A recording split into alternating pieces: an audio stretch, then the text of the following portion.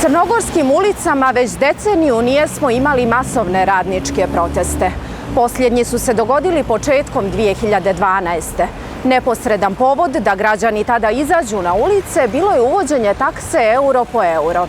A organizatori protesta protiv ekonomske politike vlade tadašnjeg premijera Igora Lukšića bili su Unija slobodnih sindikata, MANS i studentske organizacije. Od tada smo imali brojne izmjene radnog zakonodavstva i propisa koji regulišu penziono-invalidsko osiguranje, ali je oštrija i masovnija reakcija društva izostala. Znači li to da imamo sva radnička prava, da svaki naredni 1. maj dočekujemo u sve boljim uslovima ili smo jednostavno navikli da živimo i radimo u nesigurnosti, bez radnog vremena, bez plaćenih prekovremenih sati? Sindikalni pokret je po ko zna koji put na ispitu i sada je pravo vrijeme da pokaže svoju snagu.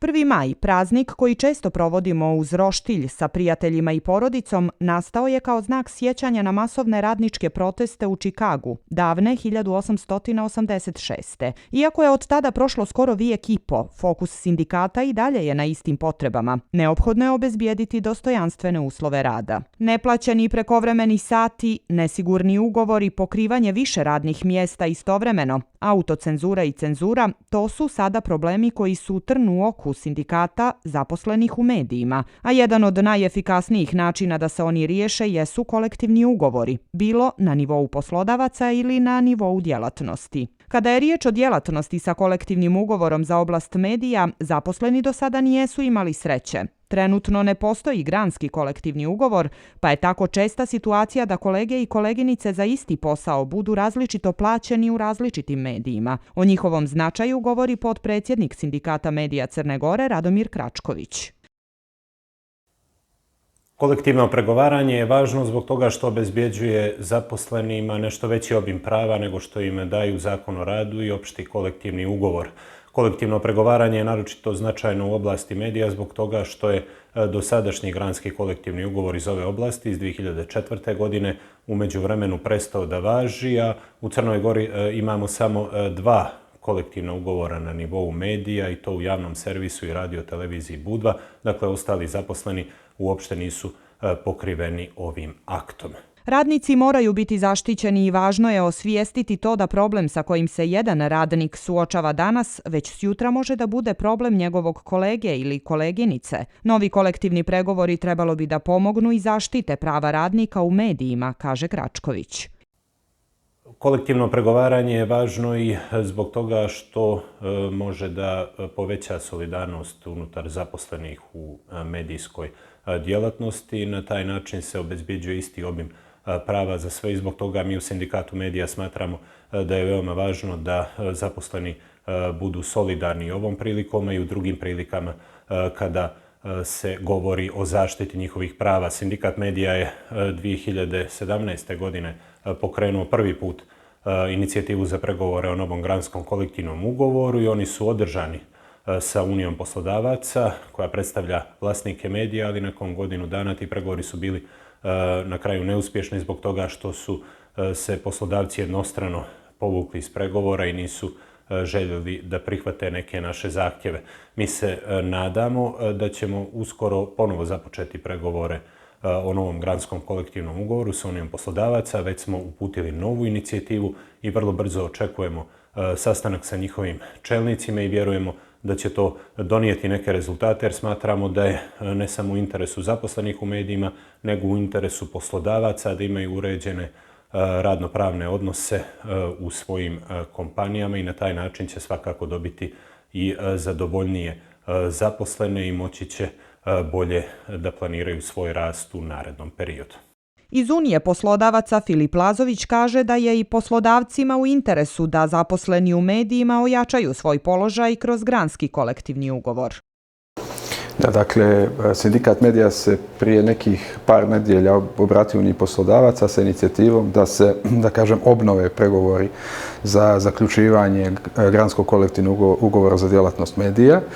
Što se tiče Unije poslodavaca, mi smo reagovali, odnosno djelovali smo tako što smo održali sastanak sa predstavnicima medija u Crnoj Gori i upoznali ih sa tom inicijativom i donijeli, da kažem, jedan zaključak da je za Uniju poslodavaca u ovom trenutku prihvatljivo da se uđe u pregovore za zaključivanje granskog kolektivnog ugovora.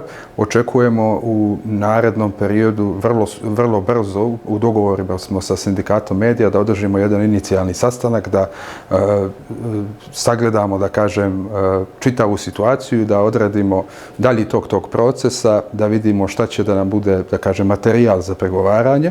Vi znate da smo pregovore vodili prije nekih 2-3 godine, nažalost nisu rezultirali zaključivanje granskog kolektivnog ugovora.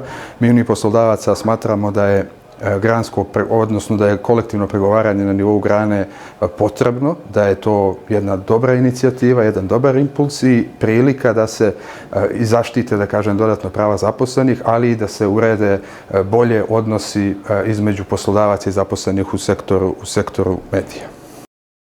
Medijski radnici u Crnoj Gori moraju biti motivisani i zaštićeni da bi čuvali pravo na slobodu izražavanja, a u službi crnogorske javnosti. Kada osiguraju poštovanje sopstvenih radnih i profesionalnih prava, bit će nezavisni i slobodni da se odupru bilo kakvom uticaju, a to će sliku crnogorske medijske scene vremenom učiniti ljepšom.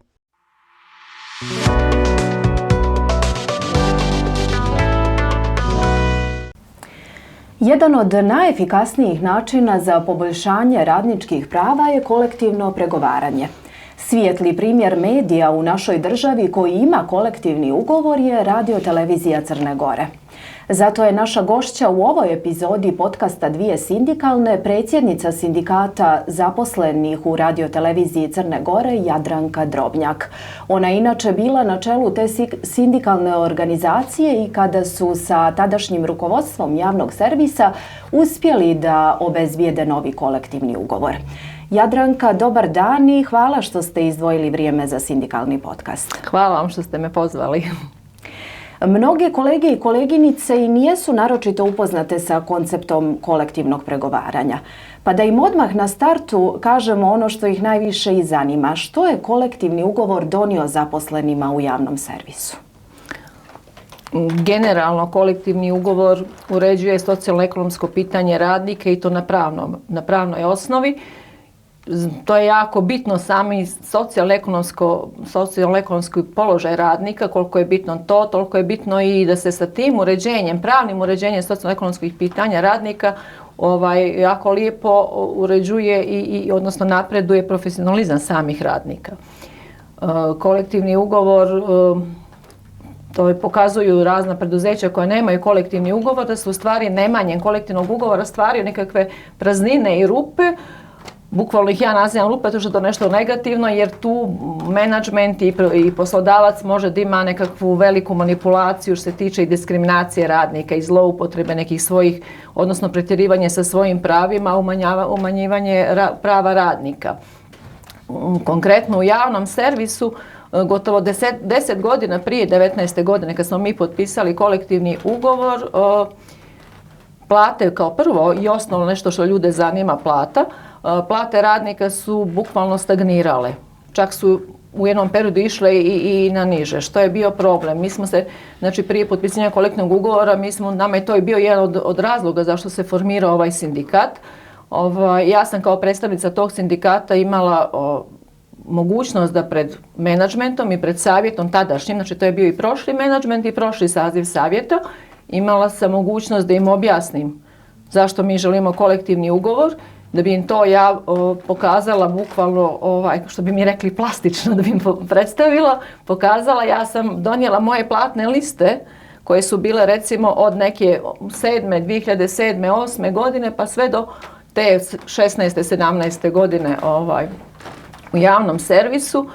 I bukvalno sam ljudima rekla, vidite li, meni 2008. bila plata veća nego 2017.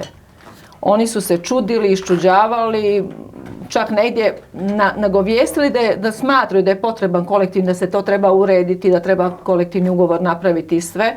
Međutim, bukvalno posle tog sastanka sa menadžmentom i sa savjetom, tadašnjim, ponavljam još jedanput da se to ipak ne pobrka, to niko nije htio niti da nam dozvoli da pokrenemo pitanje, niti se pokretalo pitanje. Tako da mislim da definitivno ljudi treba da znaju koliko je to bitno, koliko je važan kolektivni ugovor u jednoj firmi. Evo kao kuriozitet, mislim to i meni bila čast kada je Ricardo Gutierrez bukvalno posle potpisivanja našeg kolektivnog ugovora nazvao taj kolektivni ugovor javnog servisa istorijskim ugovorom. I rekao da je to pozitivan signal za kompletan region i onda je on pozvao ostale javne emitere na Balkanu da slijede naš primjer, da se u javnim sektorima, u javnom sektoru, u nacionalnim javnim medijima da se naprave kolektivni ugovori. Svakako je važna ta podrška koja stiže od kolega iz Evropske unije. A kako ocjenjujete sam tok pregovora u javnom servisu? Koliko su oni trajali i što negdje vidite kao najveću pobjedu? Da li je to upravo to povećanje plata zaposlenima u radioteleviziji Crne Gore? Pa eto, da konkretno prvo odgovorim na tu posljednji dio vašeg pitanja. Radnici svakako to smatraju najbitnijim, jer to je taj neki ekonomski položaj koji je radnicima jako bitan. Ali sam kolektivni pregovori su jako dugo trajali. U početku nismo ni mi znali tačno šta nas sve čeka. Moram sad da napravim jednu digresiju da u javnom servisu, otkako postoji radio i televizija Crne Gore, da postoji i sindikat. To je sindikat koji mi ovako među sebe zovemo državnim sindikatom, jer uglavnom to je bilo po defaultu. Kako se ko zaposli u javnom servisu, on postaje član tog sindikata. Tako da u jednom momentu kad smo mi shvatili da definitivno više kao radnici ne možemo da funkcionišemo, ne možemo da se zalažemo, mi smo kreativno zanimanjima dosta po radio televiziji Crne Gore, mi ne možemo se iskažemo jer nemamo novaca za egzistenciju, brinemo o nekim stvarima koji su opet nama, porodičnim ljudima i bilo kome mnogo bitniji. I samo hoću da vam kažem koliko je tu bilo recimo zanimljivo da su se tad ljudi bukvalno iščlanjivali iz tog jednog sindikata koji mi nazivamo državni i učlanjuju se ovaj novi sindikat koji je bukvalno nastao iz same te, znači ljudi možda nisu tražili kolektivni ugovor, ali su ljudi, radnici su tražili, jednostavno tražili su bolji život, bolji rad, bolje uslove za rad. I iz tog njihovog traganja mi smo napravili novi sindikat i jako je zanimljivo da su se ljudi iščlanjivali iz ovoga starog sindikata i učlanjivali kod nas i to je zanimljivo zato što smo mi javni servis, zato što su bili jako veliki pritisci na radnike od njihovih šefova, od šefova sektora i od samog menadžmenta zašto ide tu taj sindikat. Znači mi smo već imali prije ikakvog početka, oko priča oko kolektivnog ugovora, mi smo imali velikih problema što se uopšte formiramo. Međutim, to je bila jedna tako spontana, bukvalno reakcija zaposlenih, jer to je bilo nešto kao zadnja nada neka da se nešto uradi. Pregovori su trajali oko 3 godine, početi su bili još za vrijeme direktorice Kadije i tu su jako loši pregovori išli. Sa Šundićem, sljedećim direktorom, su išli malo bolje, ali to su pregovori koji jednostavno mi smo dugotrajno pregovarali, dugi su sastanci bili, desi nam se da nam se nešto obeća pa na idućem sastanku kao nije to tako, jeste tako, nije. Znači jako je bilo naporno, ali smo mi pokušavali da sazrijevamo u samom tom radu. Ušli smo u nove neke vrstu razgovora s menadžmentom gdje nismo znali što nas na kraju čeka, znali smo što nam treba, ali jednostavno ljudi koji su bili u samom tom kolektivnom ugovoru, koji su bili sami članovi sindikata su jednostavno stalnim pitanjima, bodrenjima i zahtjevima, nekim svojim pozitivnim i ispravnim savjetima i pomagali i jednostavno nam nije bilo nazad. Eto tako, to je bila takva borba, smo mi vidjeli da više nema kud nazad, nego da moramo naprijed, da da izađemo iz svega toga. Pregovori su ukupno trajali oko 3 godine i nešto. Jeste, znači glavni možda cilj je bio da se povećaju plate i to su plate, baš želim to da naglasim, najviše su povećane plate, najnižim plate su najviše povećane, zatim onima koji su imali najniže zarade? Pa onima kojima definitivno nije bilo jasno, mislim nije nam bilo jasno kako ti ljudi mogu s tim platama da žive. To su toliko niske plate bile tako da se znači čak nekim ljudima se i do 50% povećala plata. I opet moram to sad baš na ovom momentu da kažem da definitivno mi smo sa tim povećanjem u stvari samo postigli neki nivo koji je možda trebao da bude već tad u to vrijeme nekim normalnim poslovanjem javnog servisa do te 19. godine da ti ljudi već dođu na taj nivo. Tako da i to je bila jedna moja poruka sa samog potpisivanja, da je ovo samo početak i da nama tek sad predstoje prave borbe za pravo socioekonomsko pitanje, poboljšanje uslova rada i svega. Jesu li sami zaposleni u radioteleviziji Crne Gore bili svjesni značaja usvajanja kolektivnog ugovora? Kako su se ponašali dok su ti pregovori trajali? Kažete da su se učlanjivali u vaš sindikat i trudili da se izbore za bolji položaj u javnom servisu, a kako su se ponašali pošto je taj dokument usvojen i pošto su dobili sva prava koja kažete godinama nijesu imali? Znači, u javnom servisu je bilo nekoliko dokumenata jako bitnih za položaj radnika i za uslove rada. To su bilo sistematizacije raznorazne. Pošto sam ja dugo u javnom servisu, znači mi smo sve to već svi prošli i vidjeli da se sve te stvari nekako tajno rade u televiziji, da se to tako u radiju i televiziji, da se to nekako samo na kraju finalni proizvod servira radnicima kad mi više ne možemo ništa da odreagujemo. Upravo iz tog razloga mi smo napravili, znači mi smo bukvalno sindikat koji je imao za ovih sad 4,5 godine koliko postojimo, mi smo imali više zborova radnika u javnom servisu nego što je ovaj sindikat koji postoji 75 godina, koliko i postoji televizija. Mi smo imali dva organizovana izbora. Prvi put kad sam izabrana za predsjednicu, a drugi put nam je bilo sad krajem prošle godine u decembru, kada smo posle 4 godine mog mandata ponovo napravili izbore za predsjednicu. Znači mi pokušavamo upravo to da nešto prezentujemo, sve što radimo, prezentujemo radnicima. Imamo Viber grupu preko koje obaveštamo ljude. Oglasnu tablu nisam uspjela da dobijem, da ima posebno sindikat zaposlenih u RTCG-u, da dobijem posebnu oglasnu tablu, to sam zahtijevala. Međutim, to nam nije moglo biti, ali sam onda ja svugdje na svim oglasnim tablama probala da stavljam naše obavijesti i da ljude obavještavam. I ljudi jesu bili jako zainteresovani i prvi put da se dešava u javnom servisu su obavješteni, da imaju informaciju o čemu se radi. Dolazili su, slali su mi poruke, mi smo skupljali njihove poruke, šta neko misli u svom odeljenju, šta treba se uradi za njihove poslove, za njihove koeficijente, za njihovu službu. Ali ono što smo mi dobro napravili možda u ovom sindikatu, to je što smo mi u startu na izborima stavili da se, pored toga što se birao predsjednik, da se bira izvršni odbor i tu smo probali da imamo nekih 17 članova izvršnog odbora. Jer smo htjeli da imamo iz svakog odeljenja ili makar iz svakog sektora po nekog predstavnika u izvršnom odboru.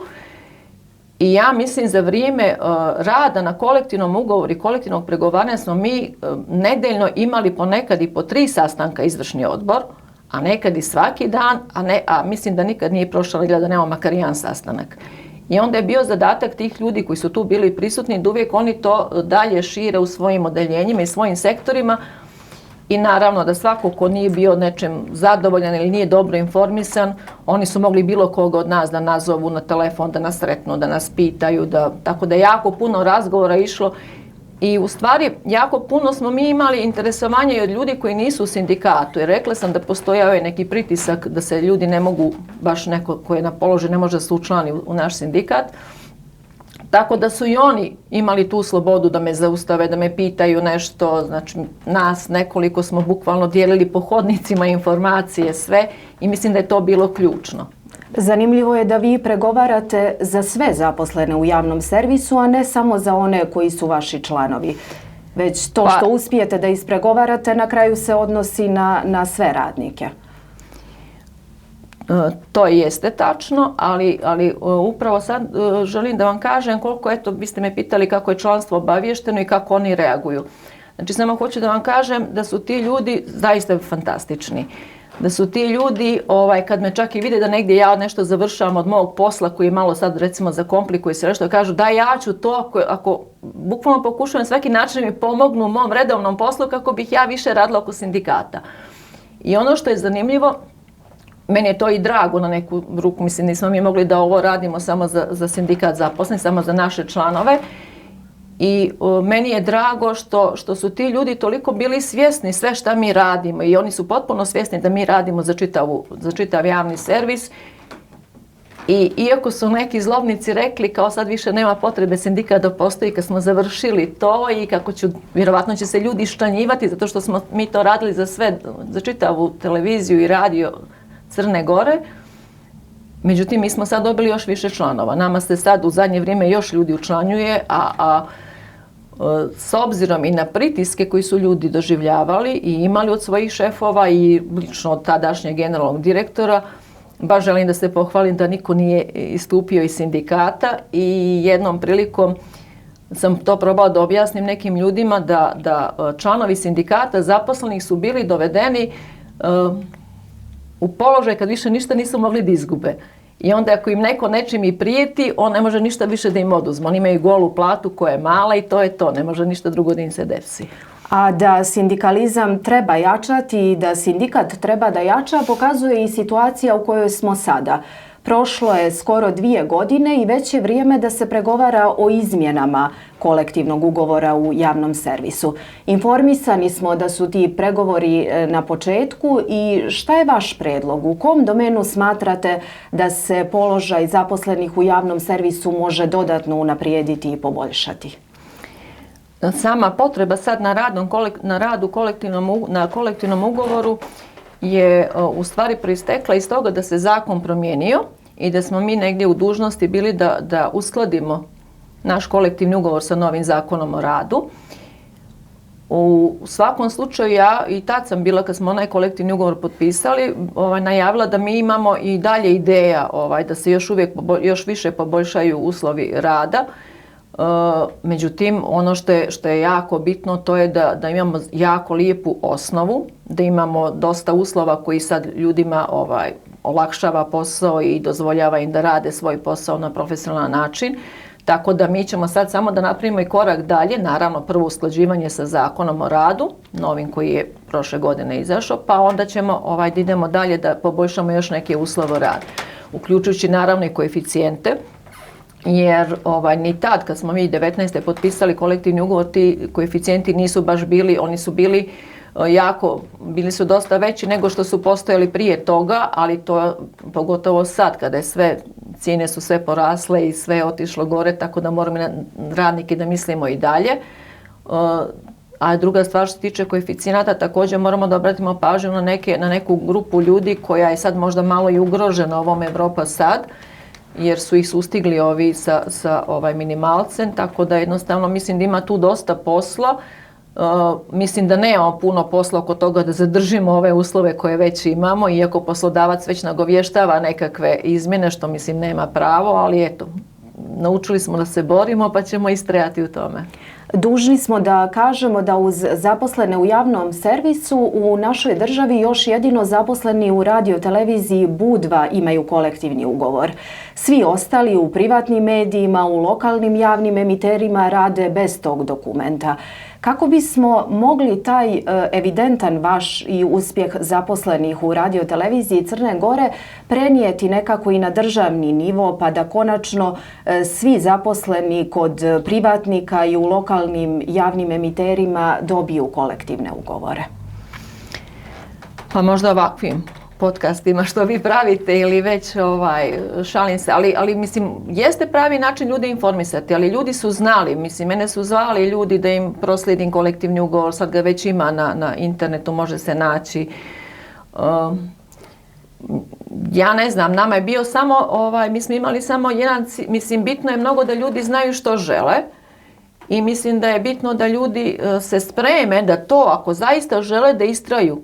Jednostavno istrajnost nekakva je jako bitna. Evo sad ću da vam kažem, pitali ste me koji je recimo najveći cilj, šta ja smatram najvećim uspjehom u svemu ovome.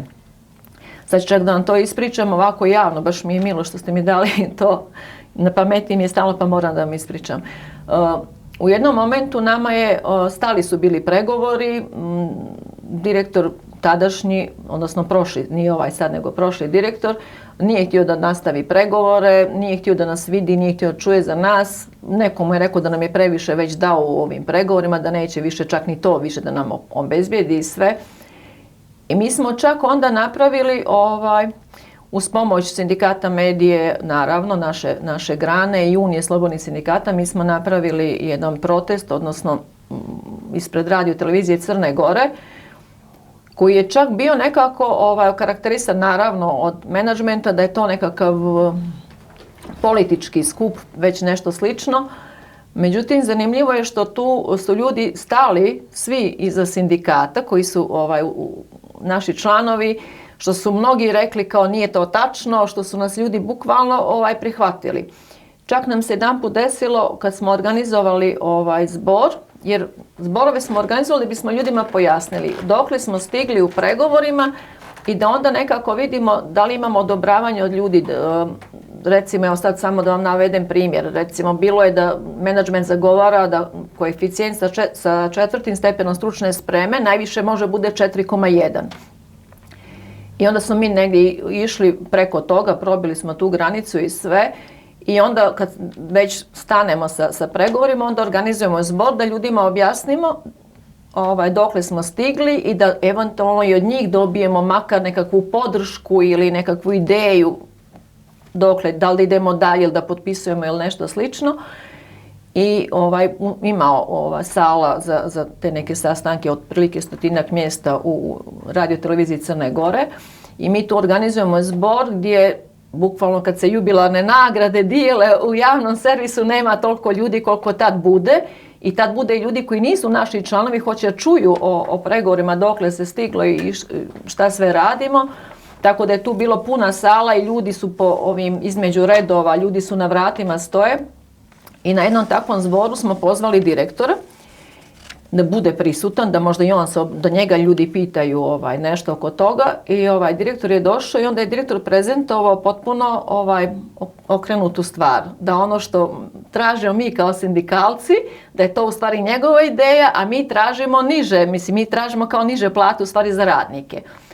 E sad ja negdje lično, eto, pošto možda je to jedino mjesto gdje ja želim sebe da kažem ja sam, ali ja sam u tom momentu bila jako zadovoljna i srećna jer sam jednostavno vidjela da su svi ti ljudi počeli da se smiju i da jednostavno niko nije povjerovao u tu priču.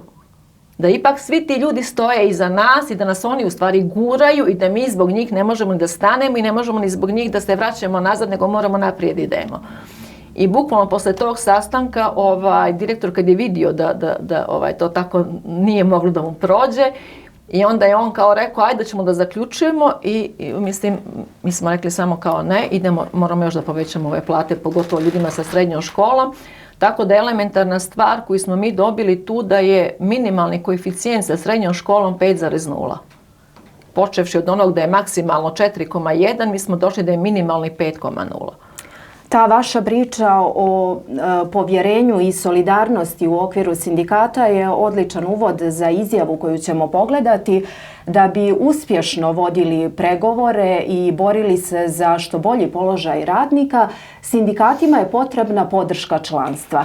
Neophodno je da članovi daju prijedloge, sugestije, na kraju krajeva da daju snagu sindikalnim liderima da u pregovorima koji su, kao što ste čuli, vrlo često dugotrajni, iscrpljuju, troše i energiju i vrijeme, ispregovaraju što bolji status za radnike. O vještinama koje su nam najvažnije govori stručnjak za kolektivno pregovaranje Denis Amur.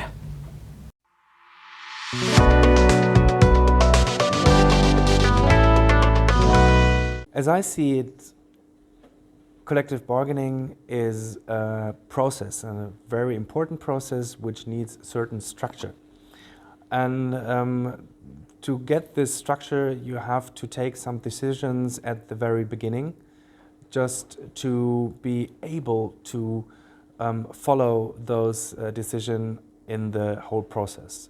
First of all, you have to get a team on your side, a team which is set to be with a variety of personalities. There might be the leader who's leading the team, the one who is the expert on all the information about a company, about a sector, or about the things that are relevant.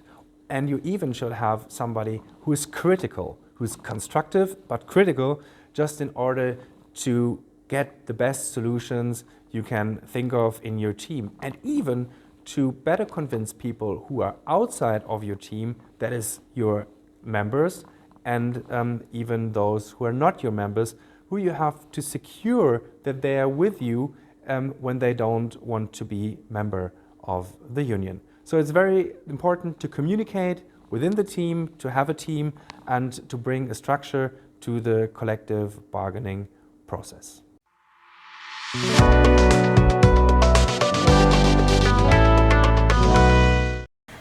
Jadranka, da li sindikati u medijima imaju dovoljnu podršku članstva i što i sami mogu učiniti kako bi je obezbijedili? Pa ja mislim da nekako razgovor sa ljudima, ali kod nas to nekako drugačije krenulo. Kod nas je to krenulo tako što su u stvari nekako ljudi, radnici su zahtijevali od nas da mi napravimo novi sindikat, da krenemo u tu priču, da radimo. Ja inače sam osoba koja ne trpi nepravdu i onda volim da odgovorim nekome, i ako je on šef, i ako je on direktor, bilo ko daje. Jednostavno, ako nešto nije tako, onda ću ja to reći i mislim, uvijek mi se to razbijalo o glavi, ali nebitno mi je bilo, moram da kažem, i gotovo. Tako da i mi čak kad smo taj sindikat nekako napravili, tu uopšte nije bila neka moja varijanta da ja budem predsjednica.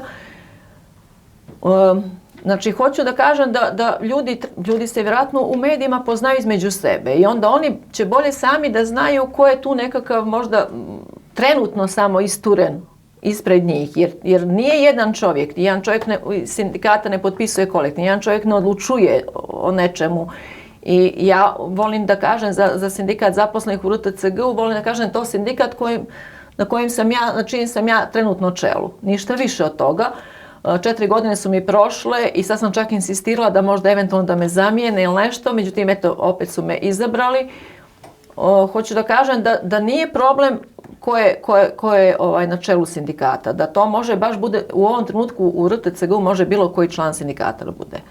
Jer tu su ljudi koji, evo sad u zadnje vrijeme su se dosta njih upisalo u sindikat, ali su većinom svi već tih 4,5 godine, koliko sam i ja, koliko smo svi tu. Znači, bitno je nekakvo jedinstvo, bitna je priča, bitno je razumijevanje i ja lično mislim da ljudi samo treba da se opuste jer u stvari sama potreba ljudi da se udružuju, da budu, ili jednostavno više niko ne može da završi sam ništa i onda sama potreba njihova će dovesti do toga da se oni udruže i da samo nađu možda nekog trenutno najjače koji će to da gura dalje, jer stvarno jeste koncentracija. Nama su bili nekad sastanci po 4 sata su trajali. I nekad se desi posle tih 4 sata da mi ništa ne dogovorimo. I evo sad je možda i vrijeme da možda sam trebala odmah da napomenem da u ovim jako je dobro što iza sindikata zaposlenih RTCG stoji sindikat medija, iza svih nas stoji Unija slobodnih sindikata, zato što eto koliko god nas ima opet ne možemo mi sami. Jednostavno sama ova Unija nam je dala jednu divnu osobu, Ivanu Mihajlović, koja nas je vodila kroz taj kolektivni ugovor, koja je mene dosta naučila oko svega toga i to je znači pravni zastupnik Unije. Ona je nama bila 24 sata na raspolaganju za bilo koje pitanje, za bilo kakav naš odgovor. Vjerovatno smo mi milion glupih pitanja tad imali o svemu tome, ali ona je toliko bila fina i ljubazna, uz osmijeh uvijek odgovarala.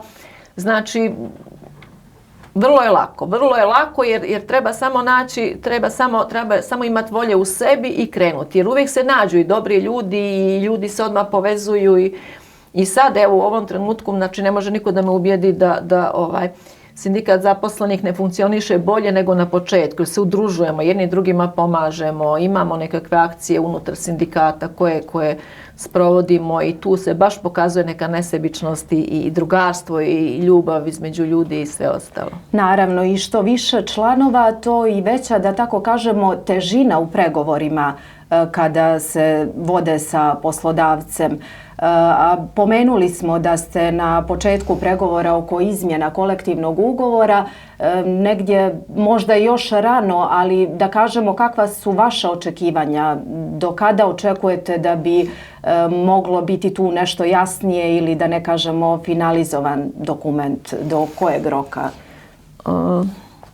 Nama se trenutno u javnom servisu radi sistematizacija radnih mjesta, zato što smo se mi nedavno digitalizovali i već se pojavljuje neka potreba za nekim novim zanimanjima, potreba da neka zanimanja nam više ne trebaju pa te ljude treba smjestiti. Tako da kolektivni ugovor mora pratiti sistematizaciju, odnosno sistematizacija prati kolektivni ugovor i nekakav dogovor je te dvije komisije rade paralelno sad za sistematizaciju i usklađivanje kolektivnog ugovora sa Zakonom o radu. Očigledno će ta dva možda najjača dokumenta javnog servisa nekako istovremeno biti okončana, jer mora da postoje podaci da se podudaraju u jednom i u drugom. Negdje je tim komisijama bilo naznaka da će to biti negdje na jesen ove godine, odnosno najkasnije do kraja ove godine. I ja zaista mislim da to može se ostvari i evo mislim pozivam te ljude koji rade u tim komisijama da se stvarno malo založe da to bude do kraja ove godine, jer bilo kakvo prolongiranje i duže vremena odugovlačenje ne bi bilo dobro. Jadranka, želimo vam svaku sreću u daljem pregovaranju i hvala vam što ste izdvojili vrijeme za sindikalni podcast. Hvala vama, ako sam uspjela da vam objasnim šta vas interesuje i vama želim sreću u daljem radu. Uvaženi pratioci, hvala i vama. Pozdravljamo vas do sljedeće epizode podcasta Dvije sindikalne u kojoj se bavimo inicijativom da novinari i zaposleni u medijima dobiju pravo na beneficirani radni staž. Do slušanja i gledanja.